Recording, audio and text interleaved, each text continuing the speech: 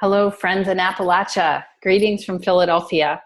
I'm so happy to be able to join you through this video, and so sorry that I can't be there in person in your beautiful part of the country. But I was pleased to be invited to share a few thoughts as you gather about my own experience of spirit-led activism, which I think is really important to grapple with during these times. So I'm glad that you are thinking about some of the questions that were raised in your program. I'll share a little bit about my background. I had really cared about environmental issues for a long time. I carried my reusable coffee mug and my canvas shopping bag way before it was cool. I had also cared about economic inequality and racial inequality for a long time. But it was really only around 7 years ago that I started to see how all these issues came together around climate change. Climate change was being fueled by the destruction of our environment. A lot of the same, industries that are causing pollution are also causing climate change. And I started to understand how the people who were most vulnerable to climate change were the people who were already vulnerable. So if we think about floods, which folks in West Virginia have sad experience of in the last few years, or wildfires, or drought, which affects agriculture, all the different ways that climate change is manifesting affect people who are already vulnerable disproportionately. So a rise in food prices is going to, hit hardest people who spend a higher percentage of their income on food. Being able to get out of the way of a hurricane or have a safe place to stay, a hotel, if the wildfires are coming through your community, are all things where economic inequality plays a role. Also, racial inequality. Low-income communities of color are most likely to be in flood-prone areas. And those are often the areas hit hardest by events that are exacerbated by climate change. So I started to feel like this weight of this issue. I felt really under the weight of doing something, but it felt so big that it was overwhelming. And my little things like carrying my reusable coffee mug felt important, but really, really small compared to the size of the problem. So for a while, I just lived with this feeling of being under the weight of and wasn't sure what to do. A turning point came for me one day when I had a very strange leading to go to a particular place on a particular day. And I wasn't sure why, but I followed it and I showed up. And it turned out to be a day that Earthquaker Action Team was having an action. I had heard about this group that was trying to get PNC Bank to stop lending money to companies engaged in mountaintop removal coal mining. And here was this group joyously challenging this bank with this sense of spiritual grounding, of clarity of purpose that felt really different from the kind of activism I had been part of before. And I just felt really drawn to this group and said, yes, this is the way that I should try and make change. Even though it was out of my comfort zone, there was a sense of clarity and rightness about holding big institutions accountable, that it's not just all on us as individuals to make changes, but we need to change our big institutions. Some of what I learned from Equate that I want to share, first of all, is the idea of picking one place to target. I think, like many friends, I had a tendency to go protest whatever was in the news the last week.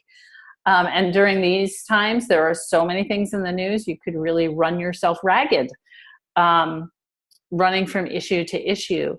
And I learned to really focus my energy, which I hear is the subject of one of your presentations. I think that's so important. It's not to say that my issue is more important than somebody else's issue. I think they're all connected. But to realize that picking one, and picking a particular way of making change is how we're going to be most effective. That went a long way to countering the despair I was feeling. Just realizing that I could focus my energy along with other people and make a bigger difference. This thing about the intersection of issues also feels really important to me, recognizing that our testimonies of equality, of simplicity, of stewardship, of integrity, and of peace are all connected. The fact that climate change is laying the seeds of conflict in places where people are fighting over water, fighting over food. A lot of people have talked about how the crisis in Syria was exacerbated by the drought, which was not 100% caused by climate change, but climate change exacerbates those kinds of problems. And so realizing for me that even if we work on things in slightly different ways, that all of our work is connected, that climate change is a peace issue, absolutely. Another thing I'd like to share is an idea that I've been thinking about lately as I've traveled among friends. I've heard a lot of enthusiasm for the kind of work that Equate does, using nonviolent direct action, really challenging corporations in particular, because they have so much power in our society. But occasionally there's a few friends who say things like, well, strategy is not really spiritual. I was so happy to see the word strategic, I think, in your program, because I really think that it's not true that those two things are different. So using my own experience, I did feel a particular leading to do a certain thing on a certain day, and I really believe in supporting each other when we have those leadings. I could not have figured out through strategy to show up at that place. But what I've noticed among Quakers, and I used to teach discerning our calls at Pendle Hill, is that it's not that often that divine leadings come with exact instructions, go to this place on this day. That very often what we experience is that feeling of being under the weight of an issue without being sure what to do. And Quakers have a long history of figuring out what to do by using their minds, by learning about farming techniques or business techniques. Or for me, as a parent, as a new parent, I didn't know what I was doing. I felt led to become a parent, but the kid didn't come with a operating manual, so I studied up on how to get them to go to sleep and things like that. And I think of it the same way, that if we feel under the weight of concern, there's nothing wrong with learning what has worked in the past or what is working in the present in other places, so that we can apply those lessons to what we're doing.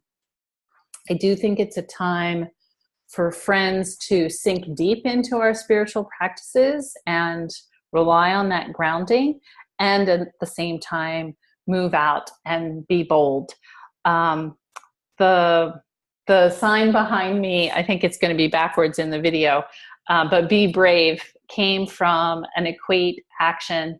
One of the PNC board members was a woman who had very good green credentials, but she was on the board of this bank that was one of the biggest financiers of mountaintop removal.